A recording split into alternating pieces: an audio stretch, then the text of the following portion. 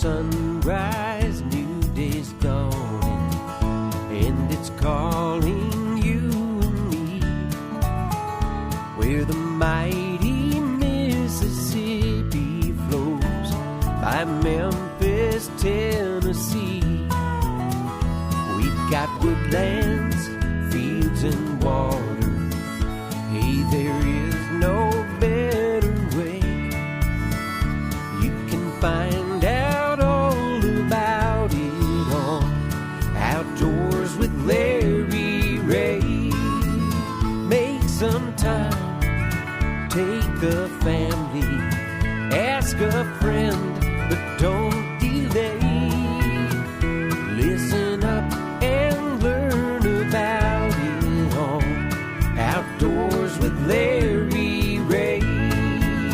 Listen up and learn about it on Outdoors with Larry Rea.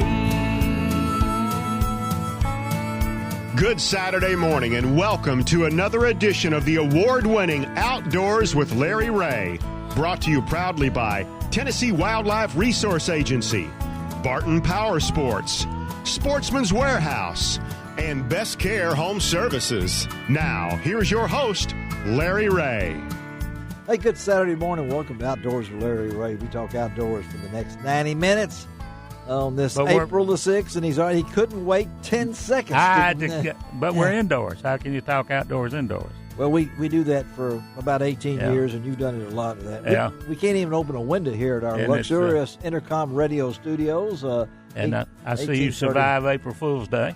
No, I didn't. I didn't want to tell you what happened, but we'll talk after the show. But you do recognize that's half of our team on first Saturday. That's Dave Gabbard from Lexington, Tennessee, has come in on this Saturday morning, and Gene Smith is taking care of some family business, health-wise, with his wife, Vicki, and we hope all that works out. But Dave is here. We're going to talk outdoors for the next 90 minutes. Hello to all of you folks in Brownsville, Tennessee on 95.3 and 1520 AM. And, of course, in Jackson on News Talk 101.5. And in Memphis here on ESPN 790. I like it now. It's April. It's daylight when we come in. It is daylight. Barely. It's daylight a lot longer, too. Yeah. Have you noticed that? I almost teed off in the golf the other day. Hey, special guest. Yeah. What a way to kick off everything in this April. And you know how much I love baseball. I love baseball. I do have a favorite team. That is the Cardinals. I'm sorry, I've been a Cardinal fan. I can't remember how long. Used to take the trips up to St. Louis with my mom and my cousins on the train, and have been a Cardinal fan forever. But I love baseball, and it took me until I was 16 to realize why I could not catch a foul ball or a fly ball or anything. That's when I started wearing glasses, and I wonder why the ball kept bouncing off my head. But now I don't even have to wear glasses. I thought it was because you were using a left-handed mitt. Well, I used any mitt I could find. Yeah. Because my feet weren't big enough for cleats. But, hey, I've been trying to get this guy in the studio forever during baseball time. And you're going to wonder why in the world would I want Michael Alvarado in the studio with us to talk baseball when he is the general manager at the Bass Pro Shops on Sycamore and Macon Road. But we've got him in here because there's a little baseball touch to Michael's life. But first of all, good morning, Michael. Good morning. Thank you for having me this morning. Thanks for slipping in, and the store will open this morning at 8, right? Nope, 10 a.m. 10. Oh, you can get there in line at 8. You'll have a good place if you get there at 8. That's right. Yes, sir. You'll get Michael's parking spot, if you will. But, before we talk about what's going on at Michael's store and other things, I wanted Michael to kind of share a little bit. 10 years. He's been here in Memphis 5 years as general manager at the Bass Pro Shops on Macon Road. But he also has a little side light to his life that maybe some of y'all don't know. Michael, I know you told me you from Moses Lake, Washington, which Dave Gabbard, he knows people all over the world, actually knew someone from Moses Lake. That's right. And the Air Force. Well, the guys may not still be there. But, all right, Michael. Tell us about yourself. Let's talk about your record. Yeah. Let's see what post office are you in. No, really. Tell us. Well, I had a perfect record now that you asked. No, just been in Memphis now for since 2001. And, had a great career with professional baseball for 11 years. Got to travel the world, and one of the greatest gifts from that journey was I was able to meet my wife, and now we have 2 beautiful kids.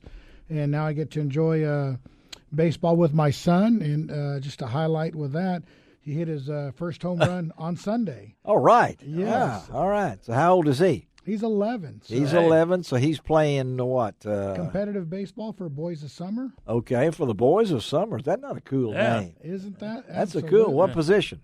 He's playing first base. And his name? Is Nicholas. Nicholas. Okay, and he's playing first base for the boys of summer, 11 years old.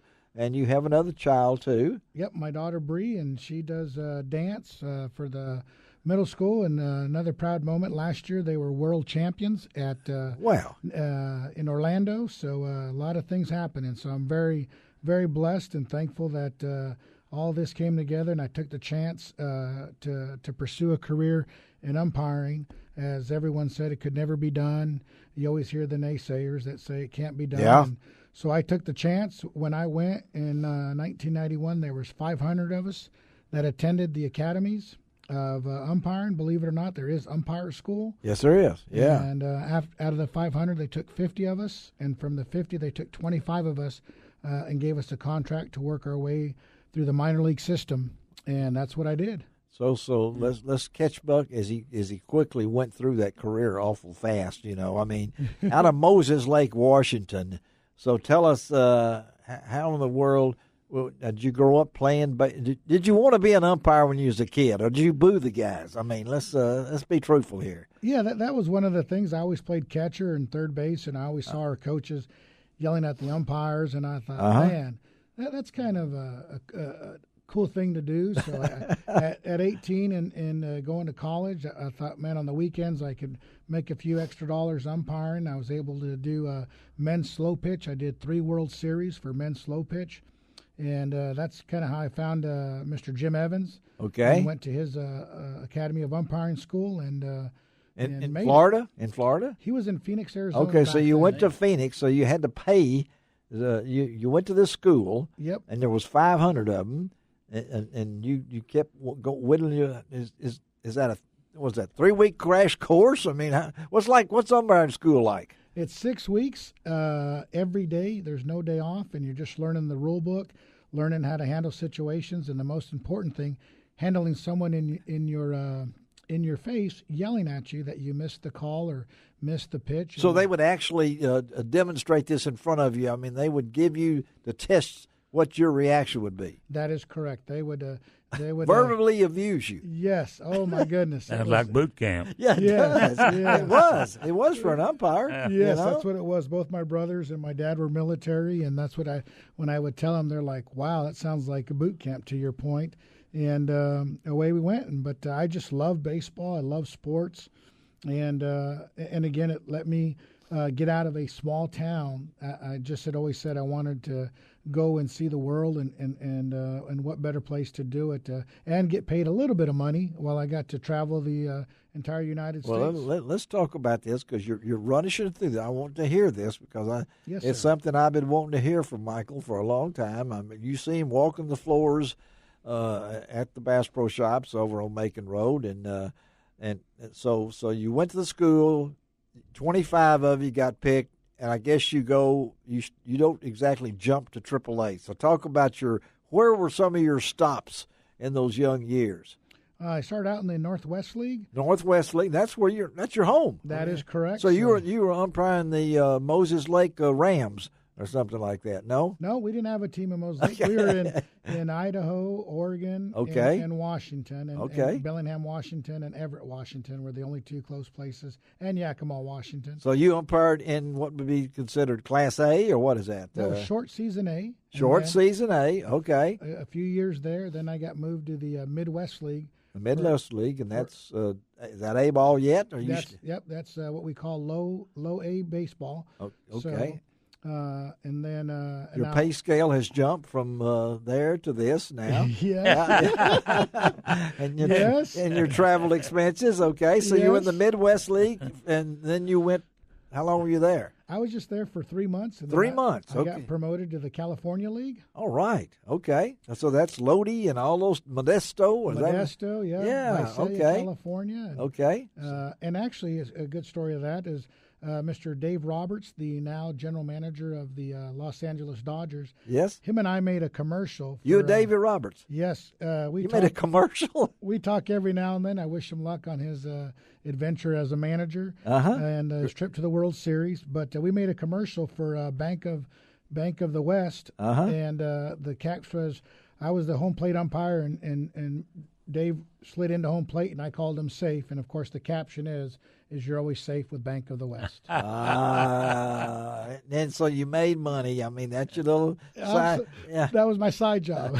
So you have stayed connected with Dave Roberts? I mean, absolutely. Wow, that's pretty cool. All right, well, we're going to take a break because we're going to come back. We've already gone through the first segment. Got another segment with Michael Alvarado because I want to hear about not only the career, but we might make some picks here on Outdoors with Larry Rea. Because baseball is, for my sake, I know it's played indoors at some places, but I still like it outdoors. Like it outdoors. I do like it. But, but if you're in the Milwaukee. only show I know where we go from picking bird dogs to start picking teams. Yeah, we're going to do that. All right. Okay, Michael, hang on. We're going to come right back with you. Dave Gabbard in the studio. Shelby McCall is our studio producer. So we'll be right back on Outdoors with Larry Rea.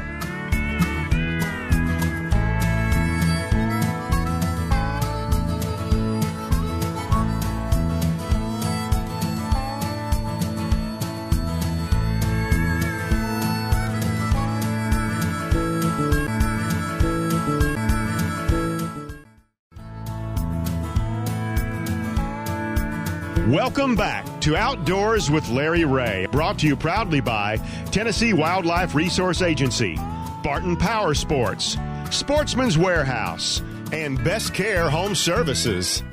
Hey, welcome back to Outdoors with Larry Rea on this April the 6th, which means it is first Saturday, which means half of our brother Daryl and Daryl team is in the studio. Right. We have that. Have you done your FM voice yet? Yeah. There it is. Okay. All right. That is Dave Gabbard. Good morning. And we're glad to have Dave with us on this Saturday morning. I'm just glad it's April. I'm glad it's April. Winding up the rest of redbud winter up in my part of the country. In Lexington, and I know it's north. Then we get to go to dogwood winter. Yeah, and then blackberry winter. Yeah, well, all these winters. We start things too early now. It's a never-ending winter. Baseball started in Japan this year. Yeah. In March.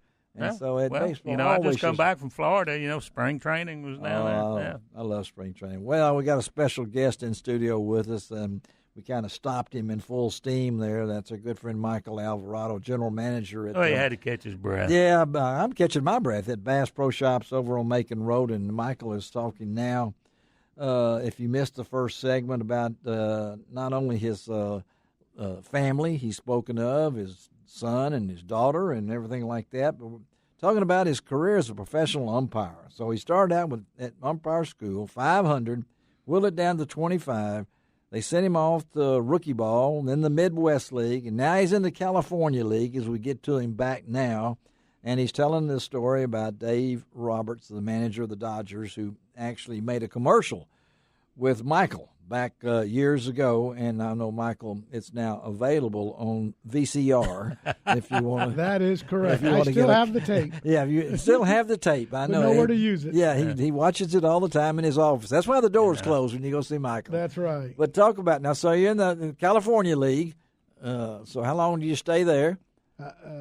Finish that season out in one more year, then I get promoted to the Southern League. The Southern League. We know that one. Okay, the Southern League. Yeah, okay. And that's Double-A. Yes, and we had the Memphis Chicks back then. Yes, you did. Yeah. So you came to town? I sure did. That was my you first were trip. That guy, huh? I was. Out there at old Tim McCarver Stadium. That is correct. That is amazing. I did not realize.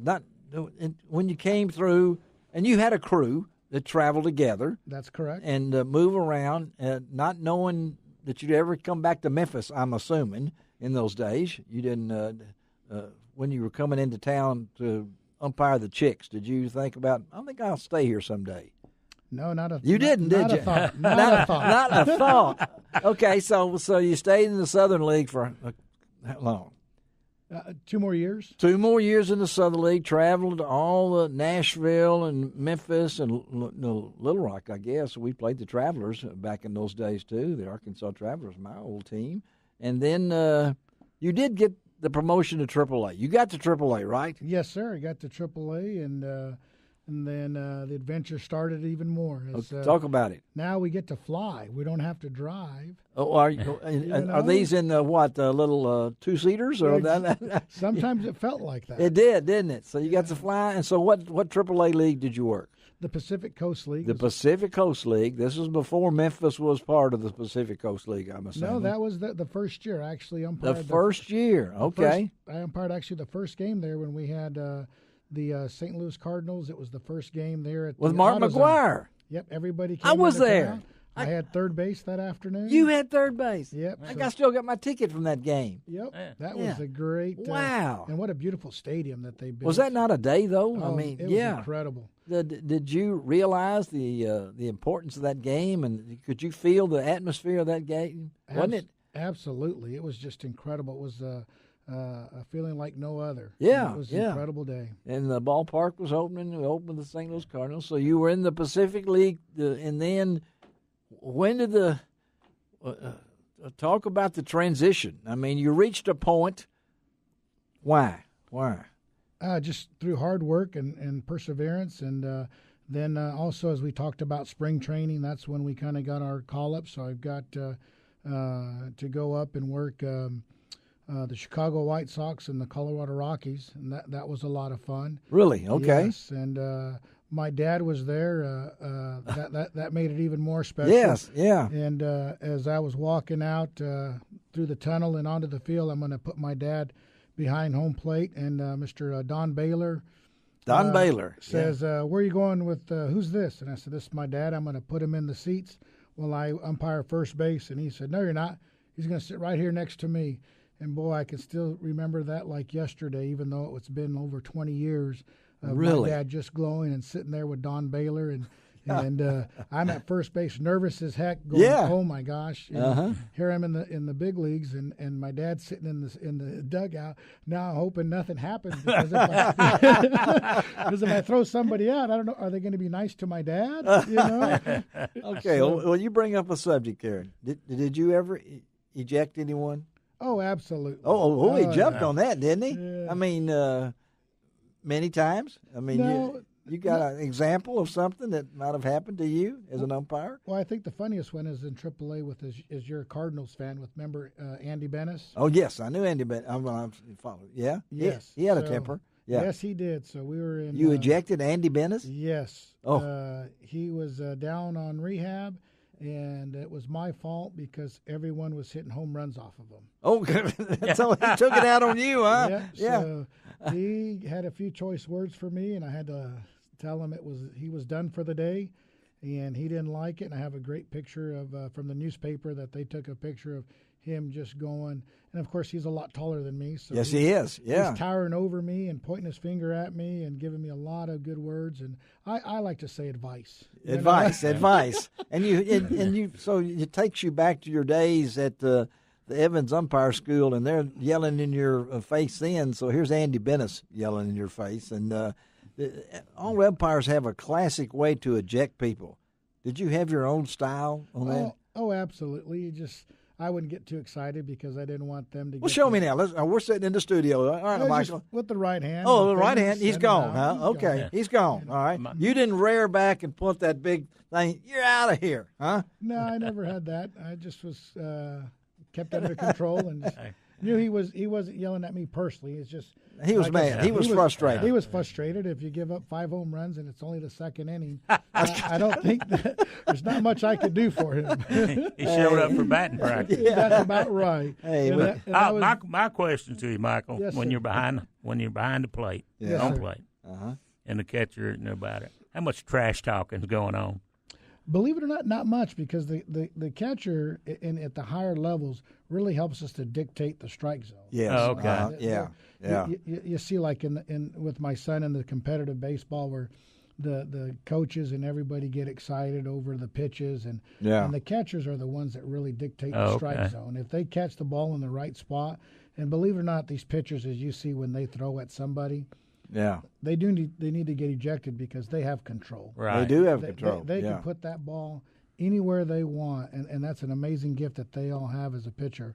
But they can pinpoint that, and the catchers do a great job of communicating and helping you. Now, there's some that don't. I never got along with A.J. Przinsky. You didn't? No, him and I never made it past the third inning when we worked together. So he for whatever reason, we didn't mesh, and he always ended up leaving early. All right, so we're wondering why we're talking to Michael Alvarado. we're not talking hunting and fishing. We are in just a few minutes here. We're talking outdoors about a big event that's clicking off here at the store, April 13th through 21. We'll get all that in a minute, but we're talking about his career as an umpire, and I've got to ask you, Michael, do you still watch the umpires, or do you are you more involved in just the game itself?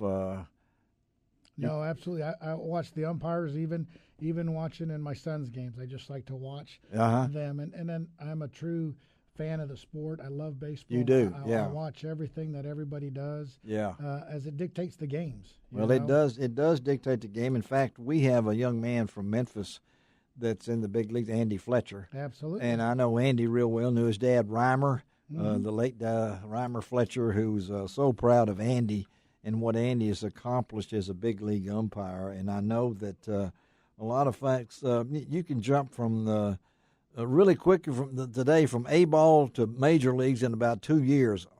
Umpires don't do that. I mean, they have to work their way up the ladder, and it's a lot of hard work. It's life on the road, and there's not a lot of luxury and things along that line. And I got to ask you now, you get to AAA, you're in the big time, buddy. That's right.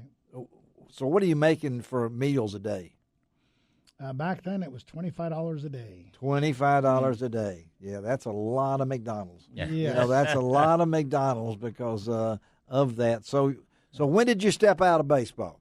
In 2001. All right, 2001, you made the transition. Talk about that into this world that you're in right now, because you're with a company that's pretty well known. You're in a city that loves hunting and fishing. Talk about the transition from. Did you decide that it's just time to step off? Basically, yes. It was just living on the road, as you said. I mean, it was every 4 days we were traveling. It wasn't where we had a home. You lived out of a suitcase, and it was just in my mind, it accomplished everything I think I could accomplish. You did, yeah. And to your point, it's not an easy. Not when you have a family. You got a family. You got 2 kids here. They're young and things along that line. So. In our closing minutes, let's talk about the store, the event coming up right now, April the 13th through 21st. I got the flyer right here in front of me, and I see the word free 6 times on the front page. And so that's the free Easter event. And this is a big deal for you. And kids, you guys really love to put on things for kids, don't you? Absolutely. It's keep them involved in the outdoors is what we're talking about this morning. Yeah. And to get them excited so that the fishing and hunting can live on for decades to come. And I look at this thing free while the bunny is in town. All right, that's good. The bunny, he says this is not him right now. But the store opens at 10 o'clock this morning. Yes, sir. I still call it the existing store. I'm sorry, but that's where I've grown up with and everything like that. Michael, we appreciate you doing it. Again, that's April 13th through 21st. Got all sorts of deals going on down there. I got to get down there because I see some things I like to have or my wife needs to get me for Father's Day coming up. But thank you, buddy, for stopping with us on this Saturday morning. I hope it wasn't too painful. But, no, sir. Thank you. We need to have him back again. We're going to have him back because he does really good. We'll check him out on his schedule. We can all eat over there at that Mexican place around the corner from him and eat over there, too. Yeah. There you go. That sounds good. All right, we can do it. All right, let's take a break. Come right back. Michael Alvarado is out of here. Thank you. We appreciate him, and we'll be right back on Outdoors with Larry Rea.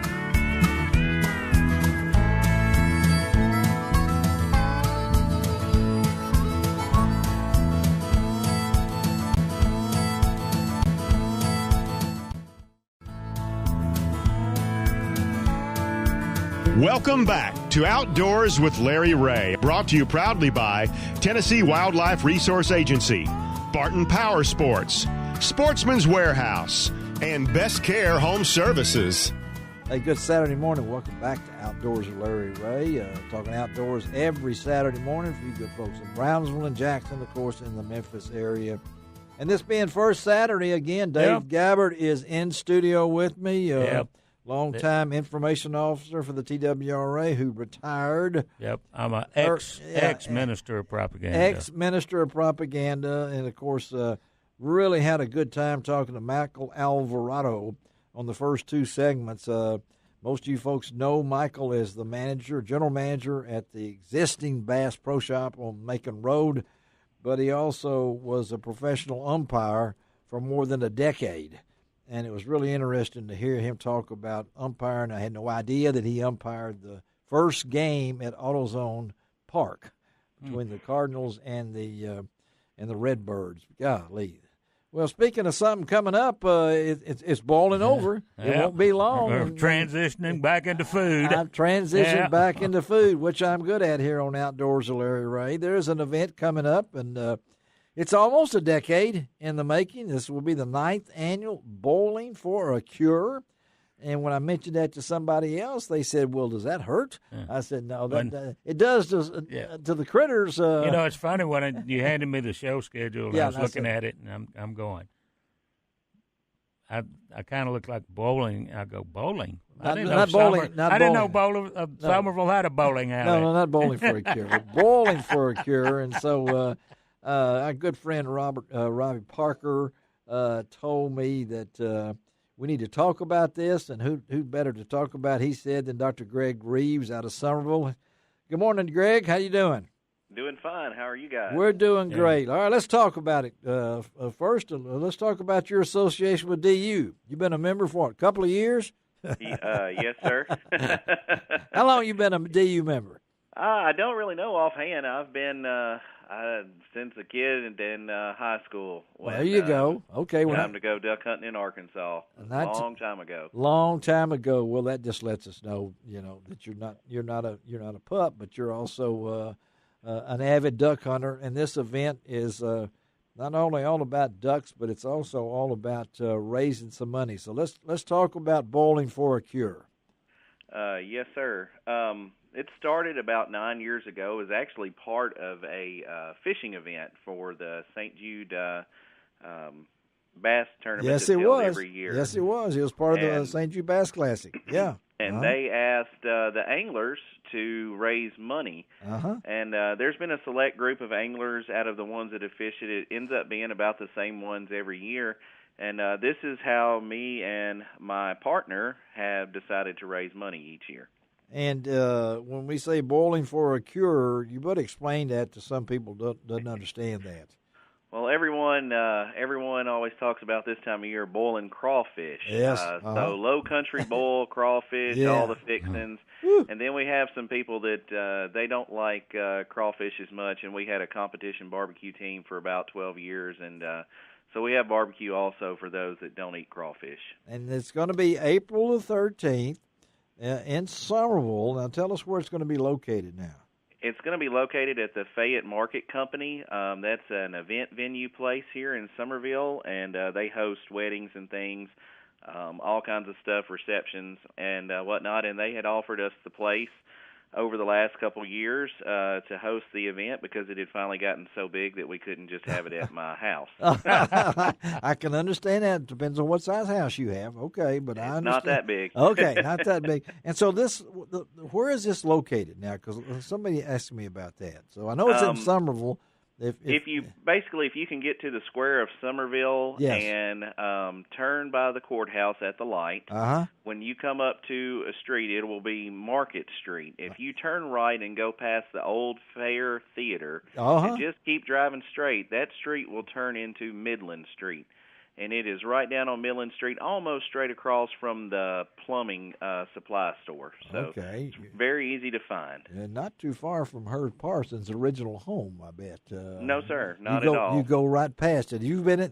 I'm sure you've been in that home, haven't you? Oh, yes, sir. Wow, that's quite looks just like 1947 when you go by there. But big event, and I know that raising money. Talk about that. What this money goes to?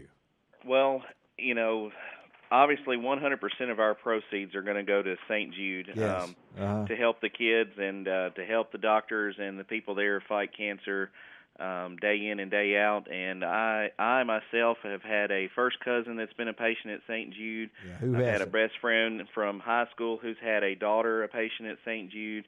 And I just don't know of anyone that doesn't have someone that they know close to them that hasn't been involved with St. Jude. And my heart is for these kids, and we just feel like it's our obligation. We have the ability to raise the money, and we have the health, and we're thankful for it, and that's what we're here to do. Well, you get DU behind it and things like that. They know how to throw a party. They know how to raise money. So what are you looking for money-wise here? I mean, you guys have been doing it for a while. I'm assuming you've raised some money for St. Jude. Yeah, we were trying to do a little figure up. We figure so far at this point, probably in the last 9 years, close to maybe 50, 65,000, somewhere in that ballpark range. Yeah, that's with last year being our first, what I would call big year, where we did over 15,000 at the event. Wow, okay, and, that's great. Hopefully we'll at least reach that again this year. We've got great sponsors and things like that, so it helps out a bunch. Well, Six, you going to say something? I was just wondering how many pounds of crawdaddies do you boil at Bowling for a Cure? You would be thinking of that, yeah. Well, actually, here's the good thing. We have a friend of mine. He owns Southbound Seafood, and we don't keep up with the pounds, but we never run out. So we always, there you go. Whenever we need another sack, we just give him a call. That's again, we're talking to Dr. Greg Reeves about the Bowling for a Cure, coming up on Saturday, April the 13th, 1 week from today, 6 p.m. to 9 p.m. In Summerville. And not only you're going to have some food, but you're going to have some other things going on too, aren't you, Greg? Oh, yes, sir. So with entry there, it's $30 a person. That's all you can eat, crawfish and barbecue. And what we do is every person that comes in, they're going to get a ticket. At the end of the night, of course, we're going to give away a prize, which is a nice prize, to anyone that attends. But also, while you're there, we have silent auctions. We have items that people can bid on. We have giveaways and things like that all throughout the night. And some of the stuff, is valued at over $400 or $500 that we're giving away on an individual item. So for $30, you got a chance to walk away with something. In other words, exactly, yes, sir. And then if there's anything that you just feel like you got to have, you can obviously get it. So. You sure can. And I really like you've kind of taken this thing 15 and under free. Yes, sir. I got some 15 and under kids that I know can eat a lot of crawfish. I hope you're ready for that. That famous word free, So well, we're trying to raise money for the kids, and we don't want to hold anyone back that's wanting to come and wanting to be a part of it. Yeah. And if you're a family, especially a young family, when you start talking 2 or 3 kids that are 5, 6, 7 years old, they're not eating as much as anyone else. That's so right. Yeah. If the parents have paid, we're pretty good with that. Yeah. So. And I know this event at the same time will have a lasting impact on maybe some kids that might be able to want to go duck hunting or join the Green Week program of DU and something along that line. So how do they? I know you got to be pre-registered, if I'm not mistaken. So, how do they do to get signed up to attend this event? As far as coming to this event here at my office in Summerville, we're selling tickets. We are trying to pre-sell tickets. That gives us a better idea of how much food we need. Okay, all right. Because we don't want to overbuy, because every time we do that, then we take money away from the kids at St. Jude. So what's your office address? So somebody could just drop by? And they can just drop by here at my office. It's 105 East Market Street in Summerville, Tennessee. Okay. Or they can drop by the Bank of Fayette County Summerville branch. Yes, okay. And pick up tickets there as well. All right. And so that's how we're getting the tickets out. We have plenty still available to sell.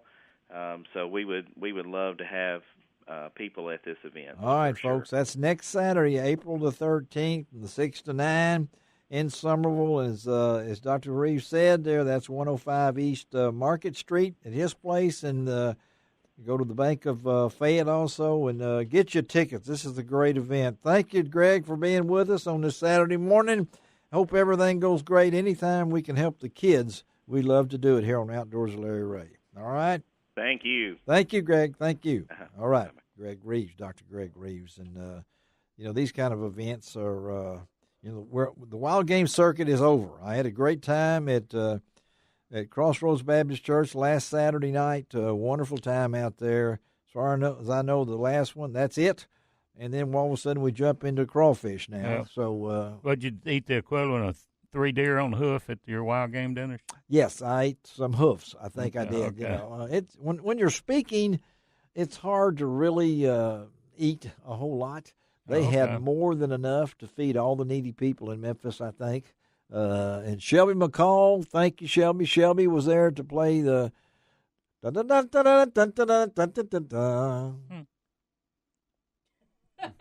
And they're off. They're off. Yeah, Shelby did a great job on that trumpet out there. I can tell you that. All right, let's take a break. Going to come back and talk a little crappie. Yeah, we'll bring Ron Wong into the ring. Or is that crappie? Well, it is from where. Depends on where you're from. Up north they do call it that. Well, they call it something else in Louisiana. Yeah, they call it. What is it? What's it? I've heard them called paper mask, but the French name for them. I'll give you after the break to try to figure it out. Okay. We'll be right back.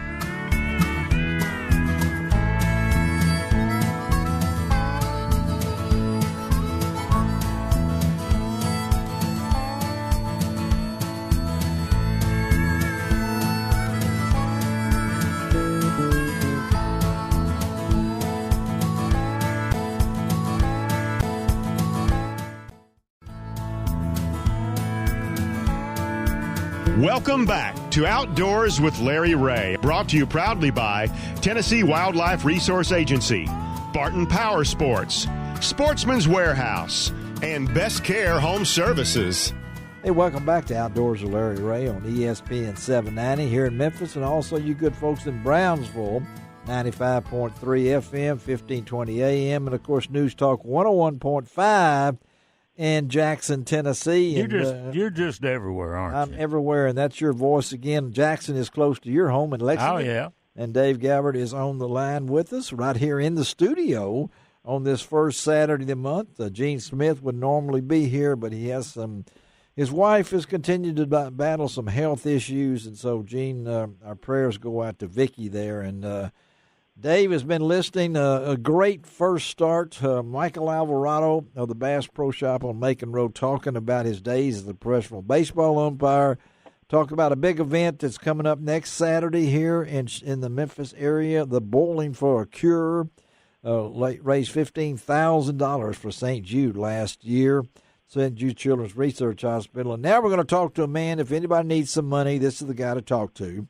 He's got a little extra change in his pocket here. Hey, big man, let me hold $1. Yeah, and and he's back from my favorite lake, Lake D'Arbonne. Go on. Did I say that right, Ron Wong? Yes, you did. Okay, Ron's taught me that, and Ron is on the line, and we're talking with a gentleman from. He's got real foot friends coming out of the woodwork up there. He didn't even know they had friends up there like this, but. Tony Hughes is on the line with us. He and his partner came away and walked away with the championship of the American Crappie Trail. Golly, what a great job by Tony Hughes and Jeff Riddle. And we got Tony on the line. Good morning, Tony. Good morning. How's it feel to be the champs? Man, it is unbelievable. Words can't describe it. It's been a lifelong dream to be the national champion. And I know out of Hornbeak, Tennessee now, they may put a sign up for y'all now, or. Well, it's in the middle of nowhere, but it would be nice to have a sign that says home of the national champion. I think it would be. And then on down the road, you could put one for Angler of the Year for those other two guys, So there you go. And Ron, you were there in Lake D'Arbonne down in Farmersville, Louisiana. And this group that Tony and Jeff came away as a winner. And if I'm not mistaken, less than a nickel's weight made the difference. Absolutely. Yes, that's amazing. Absolutely correct. Well, these weights were so close from first to 10th place. It was unbelievable.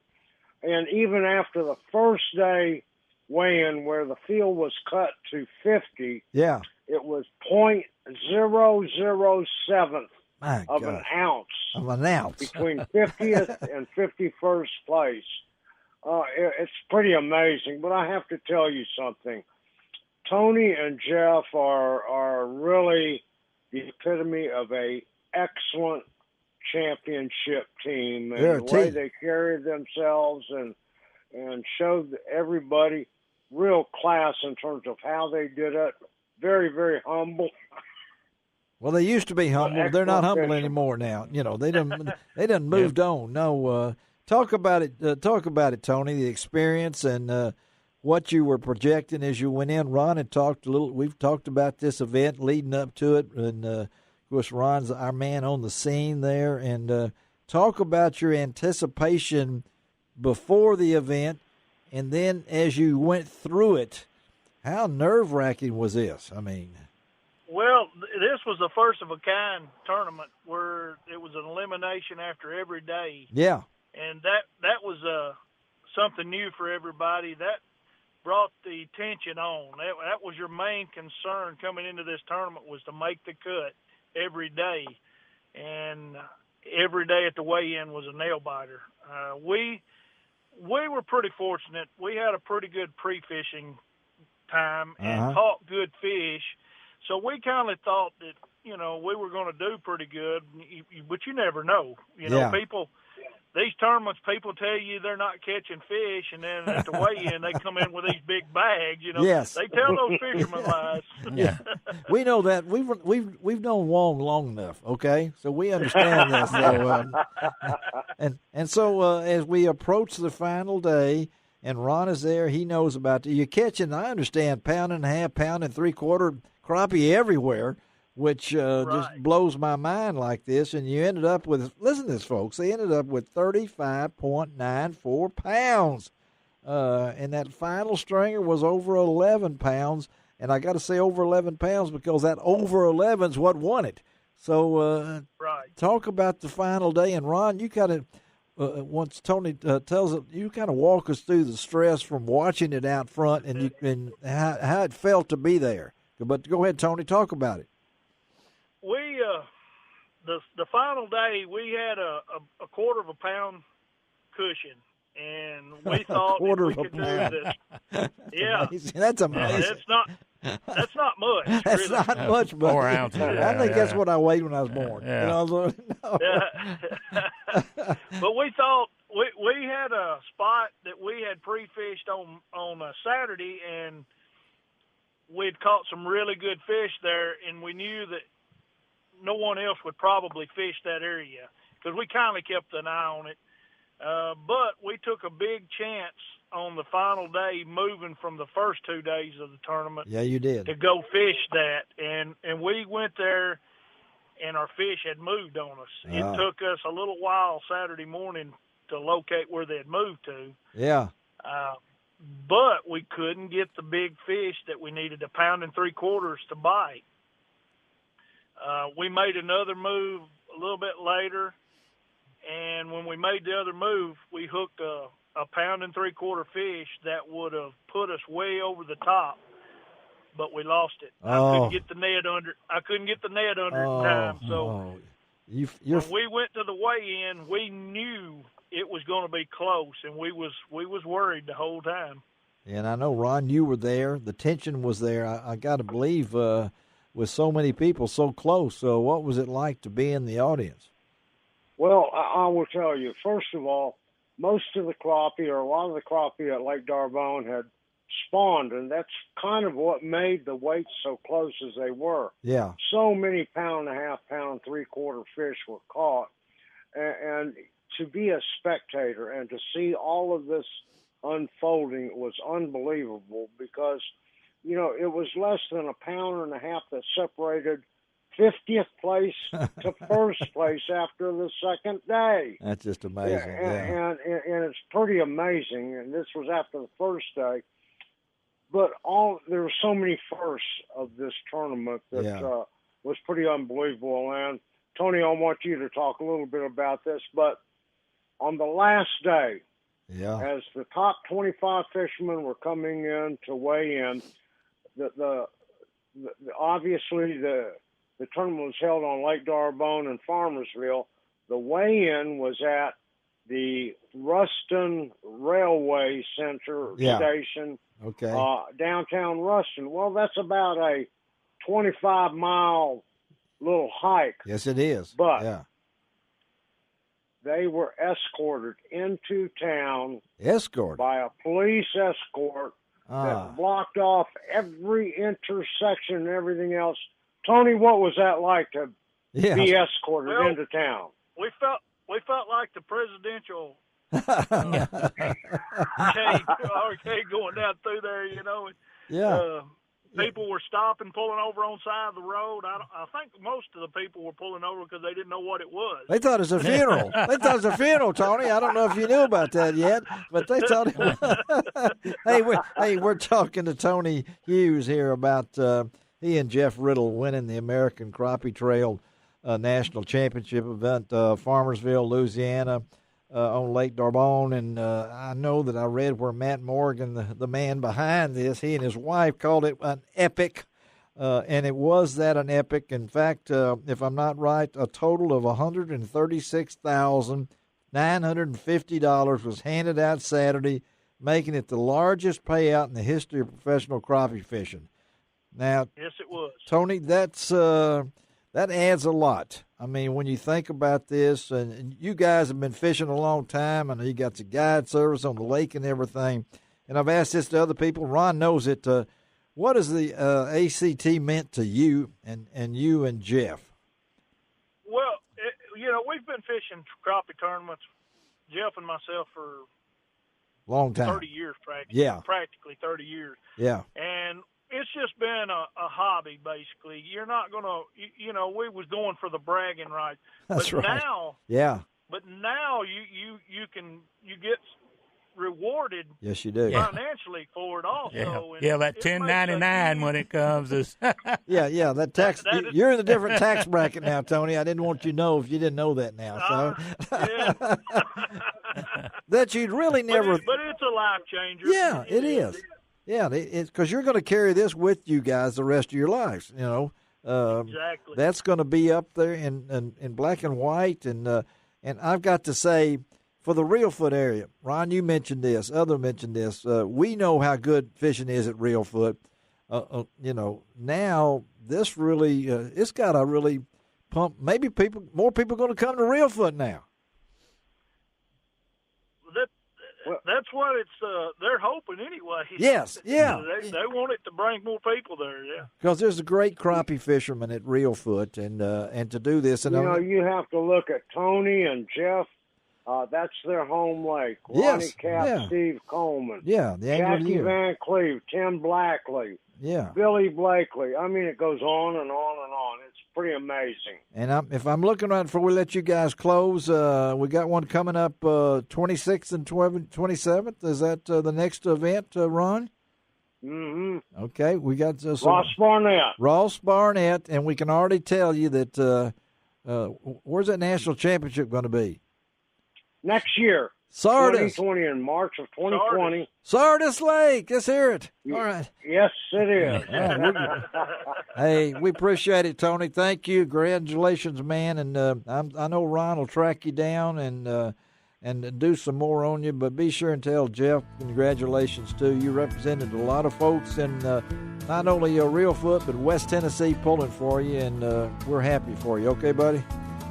Thank you very much. All right, Ron, we'll see you next week. Okay, Ron? I'll see you next week. All right, buddy. All right, let's take a break. Come right back on the Outdoors of Larry Rea.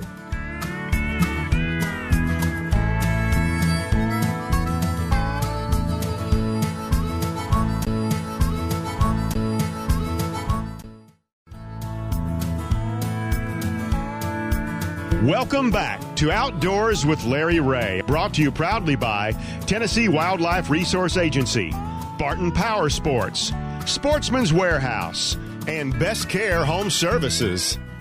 Hey, good Saturday morning. Welcome back to Outdoors with Larry Rea. Always a good Saturday morning. It is always a good Saturday morning. When we're on the radio. Particularly the first Saturday, and Dave Gabbard is sitting in as he normally does. Flies down here in his truck from Lexington, Tennessee, to sit in with us. And Gene Smith would normally be here, as we said, his wife. Brother Darrell. Having some health issues, and we've kind of breezed through. This is the fastest 90 minutes in Outdoor Radio program. It's hard to believe we've already been through an hour. I mean, you know, it just comes and goes like that, you know. So, I've had people, when you contact, to get them on the radio for a guest, and they say, I can't talk. About 15. What am I going to talk about? I said, listen, it will be over before you know it. You will not have enough time. No, because I don't give them enough time. That's right. Hey, we got something new to announce on Outdoors with Larry Rea this week. Starting this past Monday, you will be hearing two new sponsors on our show. We have a drum roll? Yeah, as we celebrate 8. Yeah, there we go. Well, listen to those drum rolls. Here we go. We're announcing two new sponsors on today's show, and that is, of course, our good friends at Sportsman's Warehouse in South Haven, Mississippi, is joining the Tennessee Wildlife Resources Agency as a sponsor. And on the line right now is another one of our new sponsors. We needed a boat dealer. We needed someone that we could talk fishing, boats, and whatever with. And we're happy to announce that Counts Marine is now part of the Outdoors with Larry Rea family. Hey. There you go. But they're not going to give you a free boat, Larry. I don't need a free boat, I need a free ride, I don't know. He probably make me out on terms because, Billy Starnes is on with us, and Billy runs Counts Marine, and we're glad to have you guys part of the family. Good morning, Billy. Good morning, Larry. How's everything going? Now, you guys have kind of settled in a little bit over there since you've taken it over. We're getting ready to kick off to prime time. So tell us what you got going on at Counts Marine. Larry, we got a bunch of good deals on Crestliner fishing boats, all-weld fishing boats. We've got some weld-builts. So pretty much anything you can ask for in fishing. We got fishing pontoons. Yes, yeah. We can pretty much accommodate anything of your fishing needs. And so boat lines, you guys carry what name brand boat lines? We have Crestliner fishing boats. We have all-weld fishing and hunting boats. Yes. We have weld-built in fishing johns and that's what I want to know, because a lot of folks have asked me, where can I get I'm kind of getting started in this thing, and I need a smaller boat. So if they come to Counts Marine and they're just now getting into fishing, they want a pond boat or something like that, you got something that can help them out? I have got aluminum john boats from 10 foot all the way to 22 feet. 22. And if you need one bigger than 22 feet, I can have that one built. I had a 26-footer built a couple of months ago. So really, somebody wanted bigger than a 22-foot john boat. This gentleman bought a 26-foot, 80-inch wide john boat, flat nosed, flat bottom john boat to catch catfish on the Mississippi River. There you go, 26-foot john boat, and that would handle you, Gabbard. Yeah, you could get in that boat right there. And how wide is a boat like that? 80 inches. That was 80 inches. 80 inches wide at the bottom. Yeah. Wow. On the bottom, the beam on it was 106 inches, I think. Yeah. Well, if he's taking it on the Mississippi River, you don't want to go out there in a 12-foot john boat. Oh, no. On the Mississippi River. I had a boat I had a 19-foot big commercial fishing john boat. Yeah, this is 26. And the surprising thing about a john boat that big, what? It don't pull much water. No, it doesn't. It don't. No. It don't pull much. You can stand up on the seat right on the edge, and it ain't gonna tilt. So you can do some duck hunting out of it. Yeah, that's what I used it for. For duck hunting. Yeah. You can do that. So, wow. Okay, so that one's a custom made. So if somebody has something that they want to get done, not only if you don't have it, you'll help them get it, right? That is correct. And the big thing right now, from what I understand, we're getting a lot of phone calls on the 10 and 12-foot boats, single-man boats. Yes. that people they think that they're going to have to cut them in half to make them the single man boat. With all this, the up in the woods fishing at Sardis and Arcabutler and all that. Yeah. Yeah. My understanding is my rep at Allweld has heard about this, and they are willing to build these single man boats, the 6 and 8 foot, boats that are 42 inches wide, or however wide you want them, 36, 32. They'll make them any weight. So. Get them in the back of your truck. You can get them in the back of your pickup truck, right. And probably don't weigh that much. I mean, no. To get around. Well, that's the kind of something we're going to be getting with Billy once a month. We'll check with Billy, and because there's so much going on at this time of year. We're into April. The dogwoods are going to bloom pretty soon. In about 2 weeks. Yeah, about 2 weeks. And then the crappie will be fishing, and we'll be catching the crappie and things along that line. And I know, Billy, you guys hear a lot of things. Fishermen come in there, and people will say, well, I want a boat for this and I want a boat for that. But come May, when we talk to Billy again, they'll be wanting some ski boats and things along that line. That's exactly right. And you can handle those too, right? We sure can. Well, so it's an all place. It's and I'm so happy to see, Billy, you taking care of this and running it. I've known Billy a long time through my association with him at various events. So I appreciate you guys. So now you got to want to get to Counts. Now tell them how to get to Counts Marine, because there's thousands of cars go by Counts Marine every day, right? That's exactly right. We appear to be halfway in between Perkins and Getwell on I-240. Yes, that's right. You appear to be, but you can't get to me from the interstate from right there directly. You got to get off on either Getwell or Perkins. All right, you get off at Getwell. Let's say you're getting off at Getwell and you're going south on Getwell. You're going to make a right at the First Street. Is that right, or is it? No. You would actually be going north on Getwell. I mean, north on Getwell. Yeah, go north on Getwell. We call them wrong way. Yeah, I'm going the wrong way. North on Getwell, and you turn right at the First Street. That's Watson or Mallory. I'm sorry. That's Mallory. Okay, take Mallory down about a half a mile or something, and there you are. It's a second street. Is Watson. You take a right. There's a church right there on the corner. Yes. And then when you go down to the dead end, I'm on the right. There he is. It's simple to see. I hesitate to say that no other boat dealer in the entire Mid-South is more visible from the interstate than Counts Marine right there.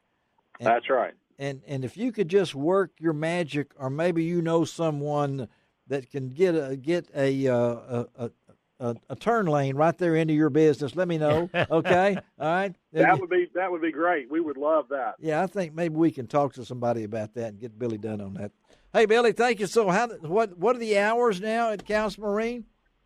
Monday through Friday, we're here from 8 to 5, or until you get done with your business. That's we'll right. Stay late if we have to, and if you need to come in earlier, just call me and let me know, and I'll come in earlier. And you guys, Saturday, what's that? We're here 8 to 3. 8 to 3 on Saturday, and you have financing available there, Billy? We do. We have easy financing here. Go through a bunch of different banks, whatever needs you have, we can probably meet. So, well, it's boating. Come on by and see Billy Starnes and all the gangs at Counts Marine. Okay, Billy, thank you, buddy. We'll talk to you. Say hello to everybody, okay? We'll sure do it. Thank you, Larry. All right, talk to you. Billy Starnes over at Counts Marine. I don't have a boat, okay? I've had a boat, okay? I've had, get that microphone back up here. I had a John boat at one time. I bought it from a friend of mine. I had to cut it out of the hedges. He'd left it out and that thing lasted forever. I can't tell you how long that I think it was a 12 or a 14. I can't remember. Anyway, took it to Wapanaka, took it everywhere. I've had John boats. I've had canoes. You ever wonder bass boat?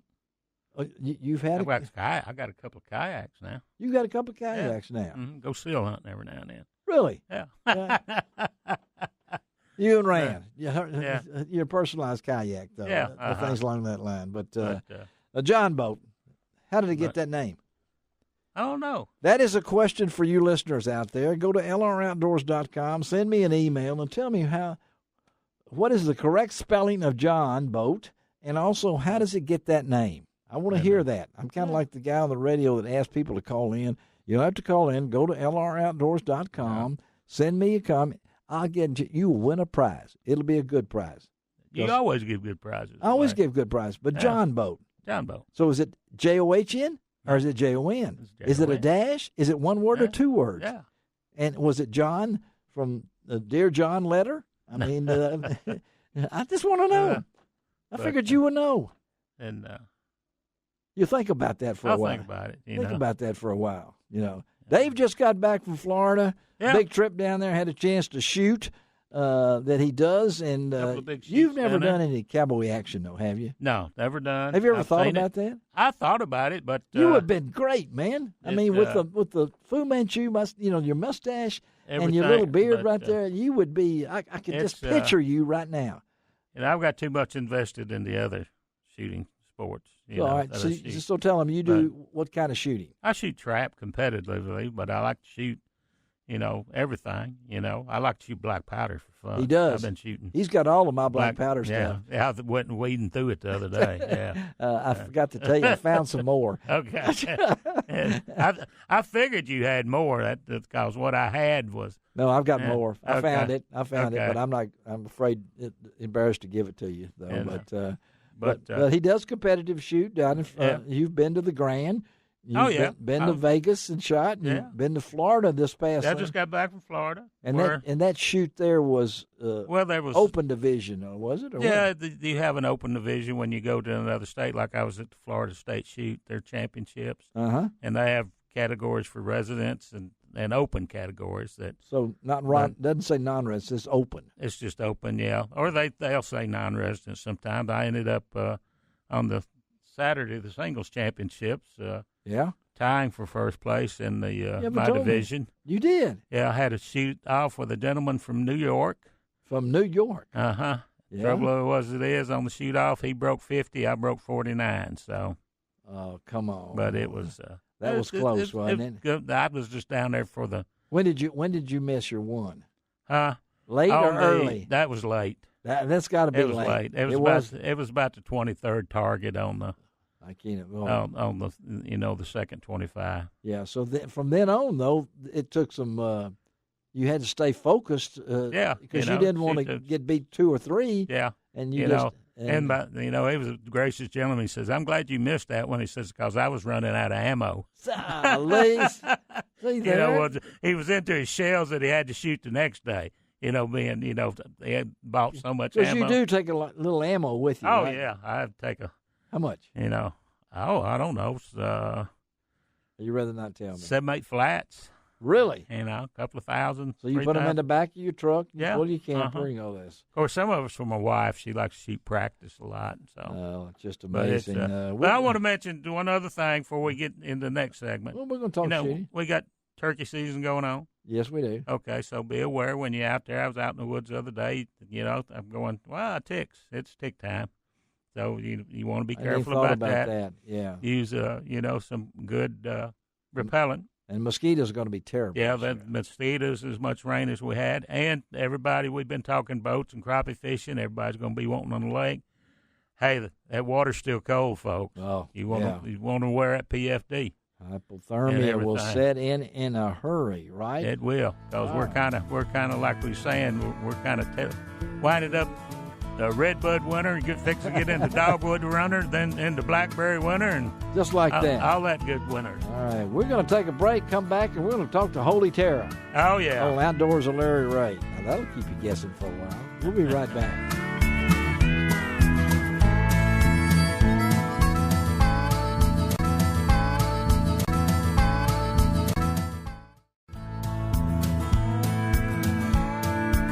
Welcome back to Outdoors with Larry Rea, brought to you proudly by Tennessee Wildlife Resource Agency, Barton Power Sports, Sportsman's Warehouse, and Best Care Home Services. Hey, good Saturday morning. Welcome back to Outdoors with Larry Rea. Man, it's hard to believe we have breezed through this show. Into the last segment. Yeah, down to the last segment. Always save the best for last, some might say, and it's always fun to talk to Randy Rogers out of the Double Houston. R. Yeah, that's right. Double R. Talk shooting with her, called Cowboy Action Shooting.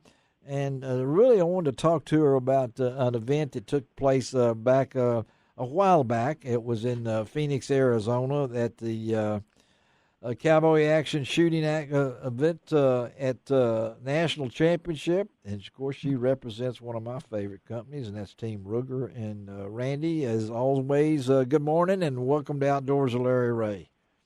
Well, good morning, Larry. Thanks for having me on the show. Well, I had to talk to you once I saw what kind of weather you shot in, and I don't know in all your career as a competitive shooter that you've ever experienced what you experienced at Phoenix in those Winter Range SASS National Championship Cowboy Action Shooting.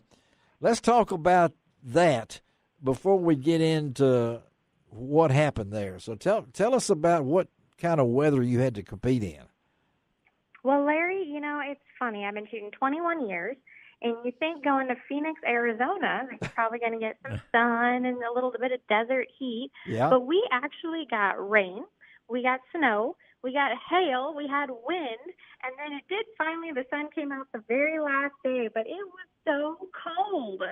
That's amazing. That's amazing. And to compete in an event like this and where there's so much determined by not just your shooting ability, but your nerves. So how do you block out something like that? It's really hard, and I'm not saying that I could totally block it out. I'm not sure that's possible, but there's a couple things you can do. It's funny, looking at the weather beforehand can be a help, because there's nothing like being out in bad weather and not being prepared for it. Not having good socks or gloves. Yes. And so looking at the weather is always helpful. You were prepared. And then, you can never really be all the way prepared, but I had a leg up. And then while you're there, the biggest thing that you have to try to remember is even if you're shivering, the sights is going to get you what you want. So if you can try to keep your eyes on those front sights, you'll probably do all right. Well, again, we're talking to Randy Rogers about Cowboy Action. And somebody may say, well, what in the world is Cowboy Action? So for those who are not familiar with this style of shooting, describe it to them. Absolutely. Cowboy Action Shooting it was designed by guys who really wanted to go play cowboys. Yes. So we shoot firearms that were made or replicas of ones that were made before 1900. We shoot in period clothing, and we actually adopt personas. So we all have aliases.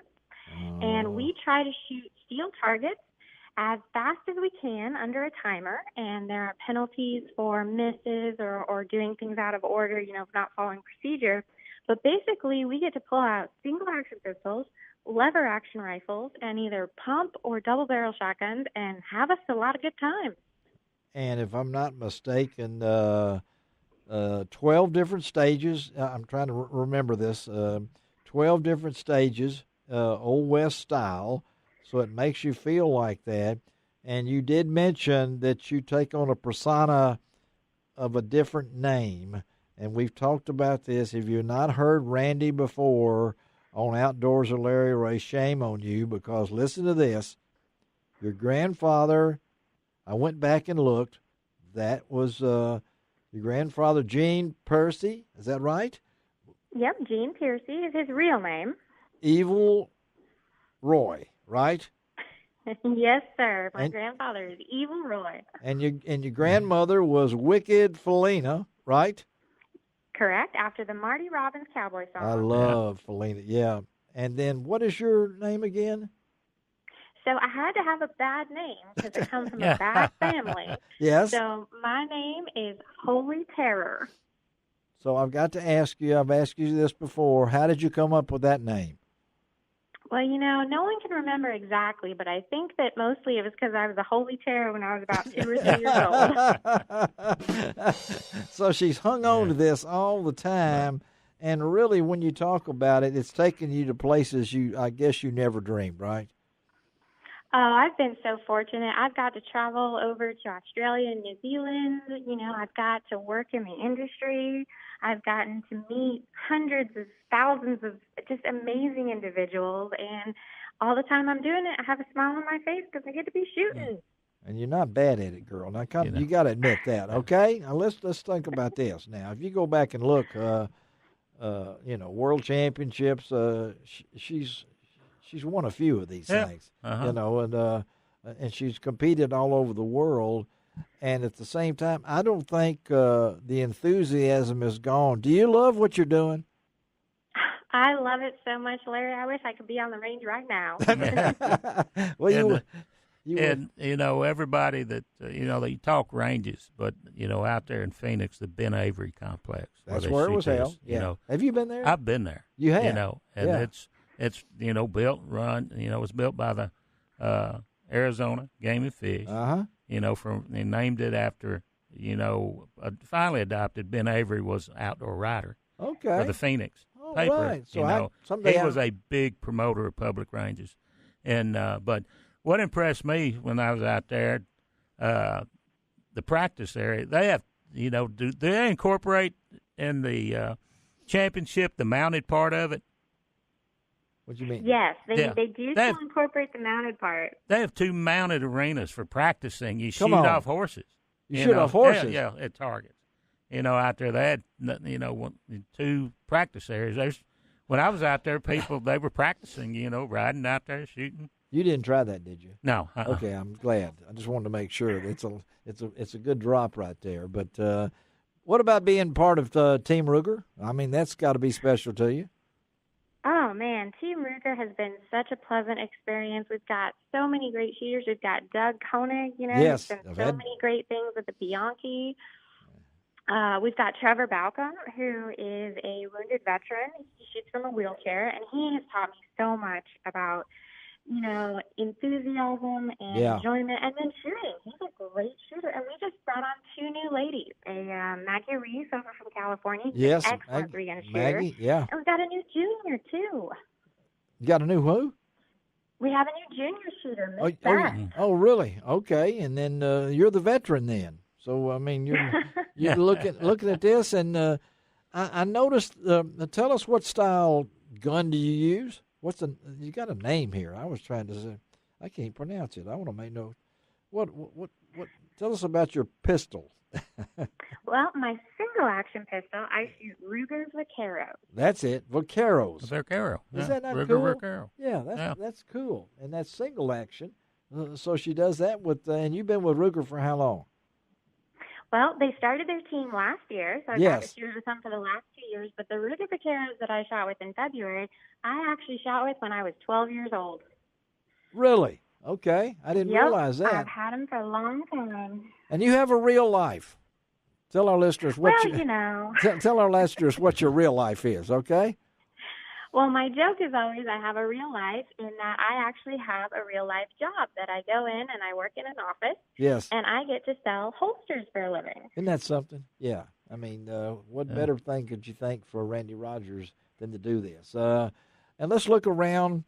Randy, I know you love to teach young people, and I think that the women's side of all outdoor industry is booming.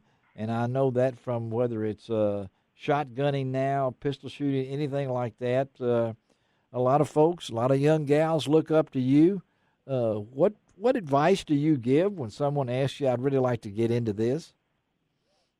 My biggest piece of advice is don't be afraid.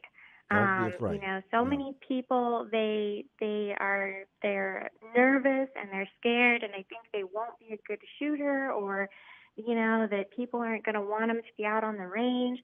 But that's not true. We are a huge family, and we want everybody to come out. We want you to be safe. We want you to learn, and we want to share with you how much fun it is because it'll put a smile on your face, I promise. And Dave here, we have a great shooting facility, knows that here in Memphis, the Memphis Sports Shooting Association range, and I go out there once a month for a meeting. And I'm seeing more and more young girls, young women out there involved in the sport because not only they're learning about the correct use of firearms, but at the same time that you can have fun, you can be competitive, and you meet a lot of interesting people. Yeah. When it comes to it. You might even meet somebody named Holy Terror. I don't know. It's just possible, And like it teaches you discipline. It does. Because, when you fire that shot and you don't get the results, you got to think, well, what did I do wrong? And then you got to correct that. And then, it's a it thinking becomes too process. much thinking. And I know we've asked Randy this before, but when you're in competition, we'll let you go right after this. How do you stay focused? What's your battle plan here?